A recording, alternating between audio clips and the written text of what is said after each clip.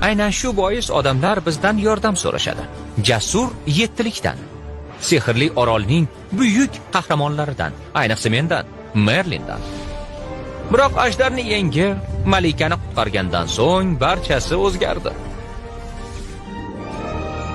Dastlab jodugarni qutqardik deb o'yladik. Shu bois uni boplab ta'zirni berdik. Afsus. U jodugar emas, malika bo'lib chiqdi. Parilar malikasi. Buni qayoqdan bilaylik? Ko'rinishidan jodugar edi, malikalar esa go'zal bo'ladi. U bizni jazolashga qaror qildi. Jodusini qo'lladi. Dahshatli jodu. Bizni mitti, jirkanch va yashil gnomga aylantirdi. Juda alamzada bo'ldik. Joduni yo'qotishning yagona yo'li olamdagi eng go'zal qizdan bo'sa olish edi.